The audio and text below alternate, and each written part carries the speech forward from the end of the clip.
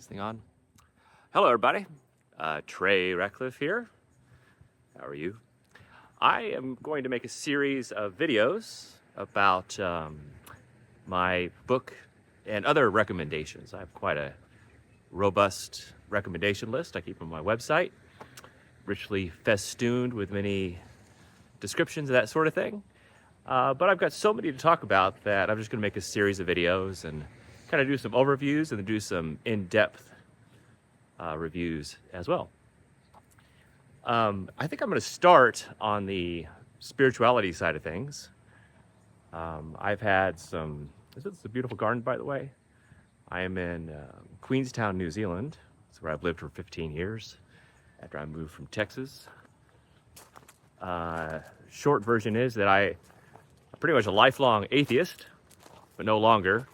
I studied computer science and math, so I've always been a real skeptic. I always had a variety of hobbies. I don't take myself seriously, by the way. You know, my whole adult life, I'm kind of a full-time artist, so I've had this ego kind of death.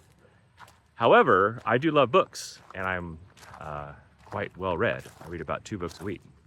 And so I only put the best of the best on my list. But then starting around age 40, I didn't have a drink or do any drugs till I was 40. And then I made up for lost time quickly. But I noticed that psychedelics really opened me up to spirituality.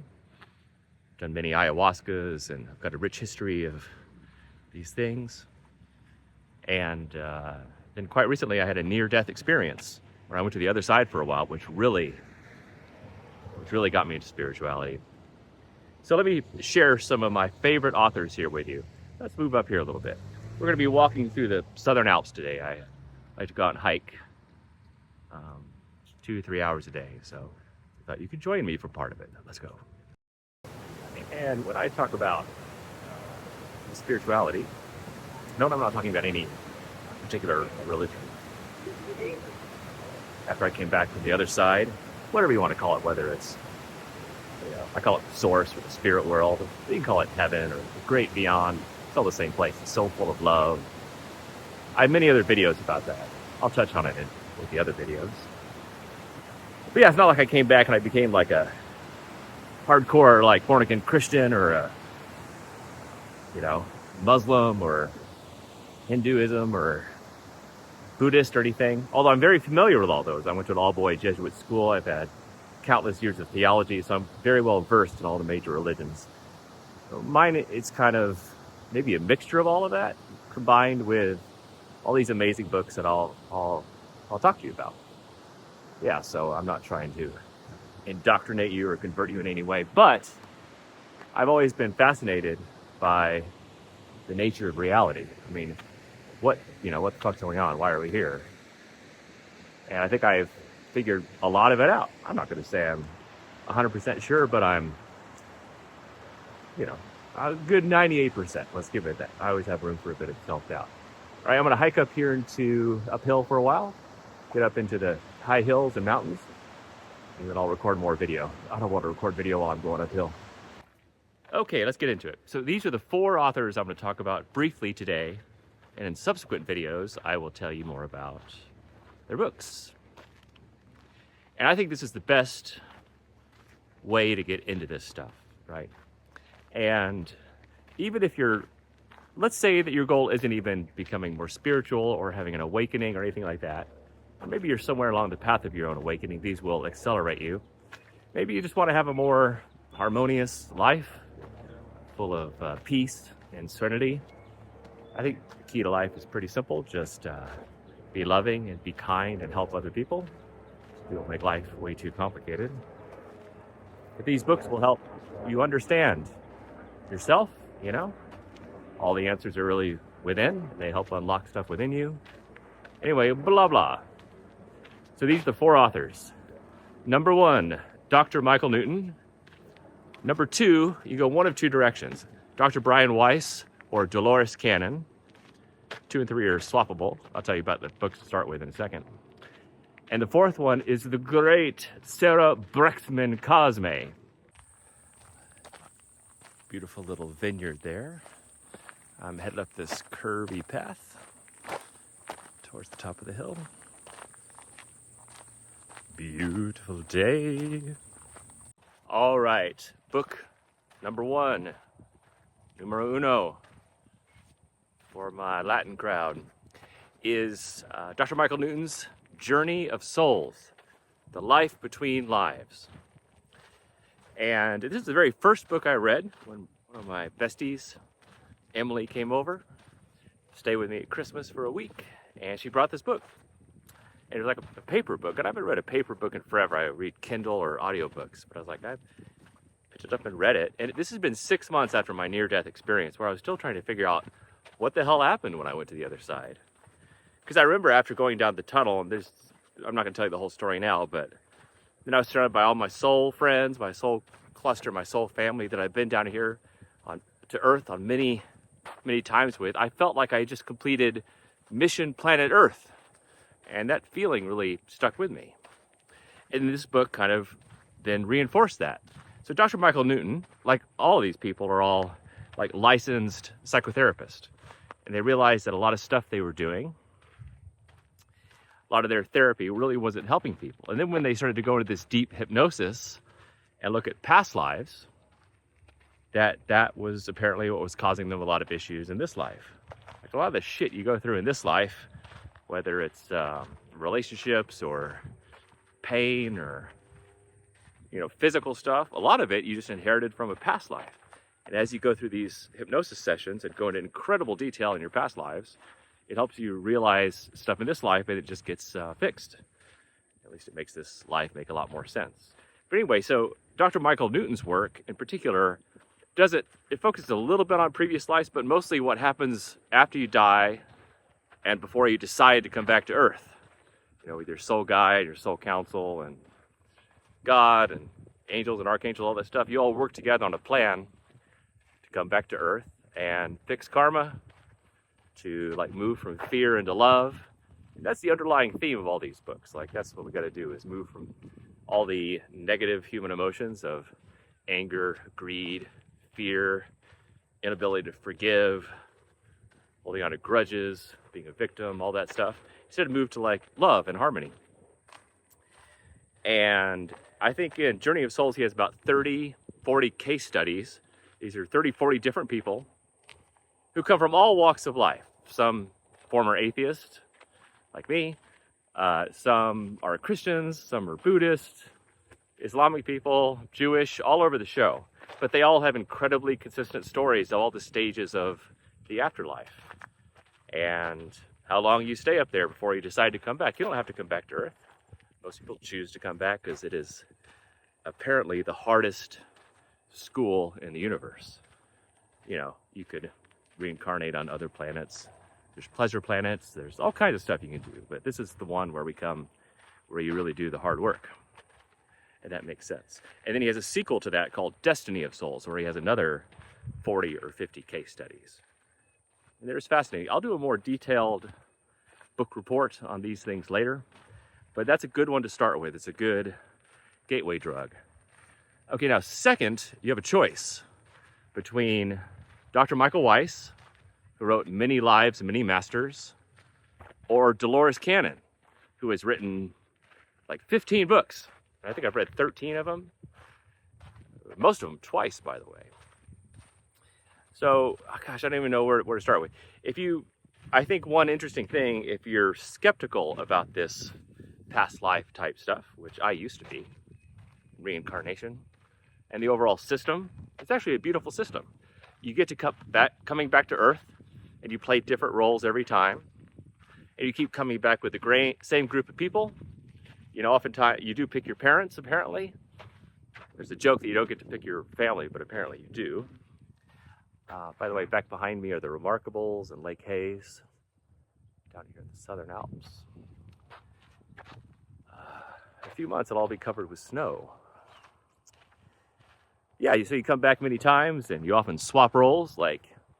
Your sister might be your brother next time around, or your dad might be your sister, or your best friend might be a lover. Or you all come back to teach each other different lessons. But I don't want to get too into the weeds. We'll talk about that in my detailed book reports later. But it's a beautiful system, really, until you come back and then you become serene and calm and loving all the time, and you go the whole day without letting anything bother you. Yes, I guess that does sound a bit Zen and Buddhist, but it does have a nice overlap with that, but it's different. So Dr. Brian Weiss, Many Lives, Many Masters, is a beautiful book, and it's meant so much to so many people. And he, like Dr. Michael Newton, came in as a bit of a skeptic about all this stuff, but he had this one incredible patient who was a woman who was about 30.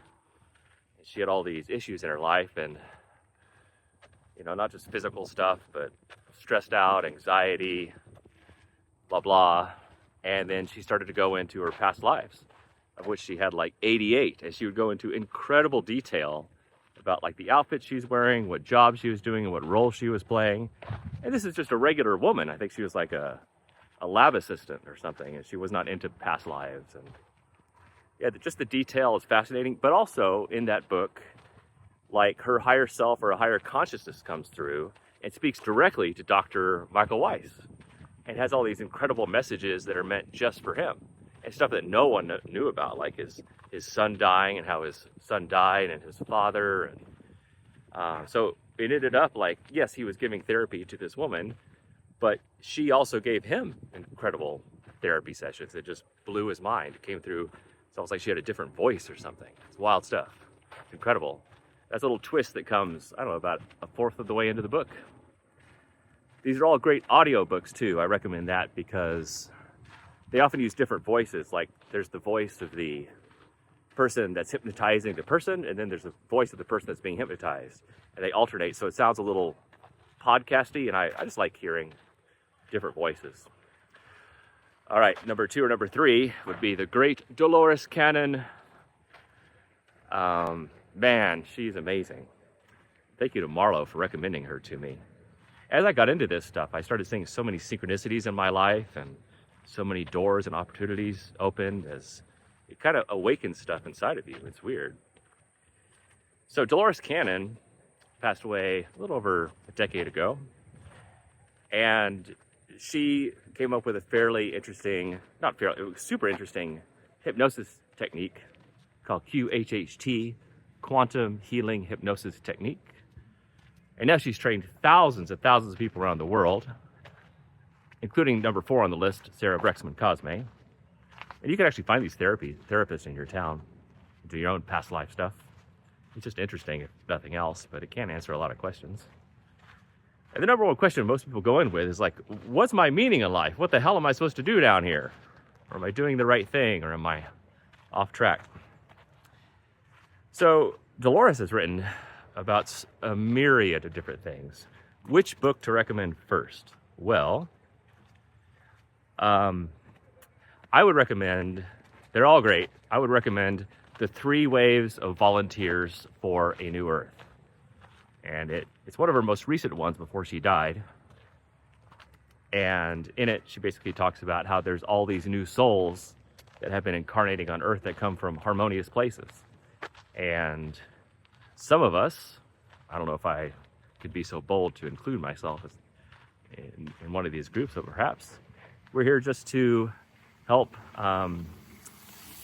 awaken the world or move people from fear into love.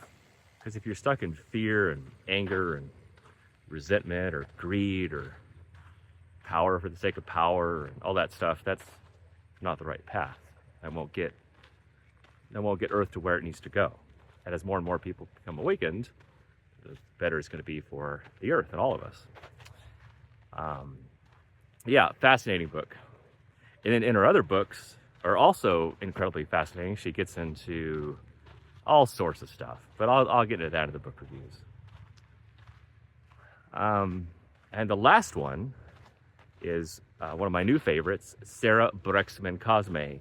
Weird name, amazing woman. She's, as of my time of recording this, she's now done 4 books. Her most recent book was about Avalon. Previous books about Atlantis and the Sphinx and all sorts of stuff. And, you can say, remember, I'm a man of science. I'm a skeptic, right? But I've also become quite spiritual. And I know a lot of people think that hypnosis, people might just make stuff up or whatever. And there may be some element of that. but in these, there's not. And to me, it's totally scientific because Sarah, just like Dolores and all these others, they actually hypnotize hundreds of people all around the world from all walks of life. And let's say they're just talking about the Sphinx and how the Sphinx was made and what its purpose is and that sort of thing and how long it's been around. Well, all these people that she interviews, like from accountants to bankers to lawyers, none of them have any interest in ancient civilizations. But yet they go and they talk about it in such extreme detail. And what they talk about, there's 100% overlap. So when you have, dozens or hundreds of people all saying the exact same thing, none of whom know each other, they're all on different continents from Canada to Australia to Europe, to me, that's scientifically valid. I have a bit of a weird analogy. Let's say back in the olden days, before people really traveled much, people had to travel by boat, and you knew there was a place, or you heard of a place called Tokyo. And then when you meet a couple dozen people that have visited there and they come back and they all have consistent stories about Tokyo, like, oh, I actually believe there's Tokyo. So yeah. Anyway, I hope you enjoy these books. Feel free to leave comments on my little page there with your favorite one, and I'll get into more detailed stuff later. All right, love you guys. Go give hugs. Spread the love. Why we're here. Yeah, beautiful day. For this, I'm gonna go stop at the gym, have a sauna, and then play some video games with my son, make some healthy food, watch a movie with him tonight, just enjoy life. All right, love you guys. See you next time. Ciao, ciao. Just finished my walk. I'm gonna give you a hot tip on kiwis that I never knew. By the way, in New Zealand, these are called kiwi fruits because they call the people that live here kiwis. So you have to be clear, because if you're gonna eat a hairy kiwi, you wanna know. You gotta be clear. Anyway, I just found this out. It's amazing the stuff you discover when you get older, but you can eat it like right through the skin. You can eat the skin too. I didn't know that. I always peeled it. Now, the skin doesn't taste bad. I mean, it tastes a little bit like an Amazon box, but look at that. Yum, yum. That's a gift for you, beautiful body, lovely body. It's good to give thanks to your body. Good job, organs. They all have their own intelligence. Your body likes it when you talk to it nice. It's another hot tip for you. All right, see you next time.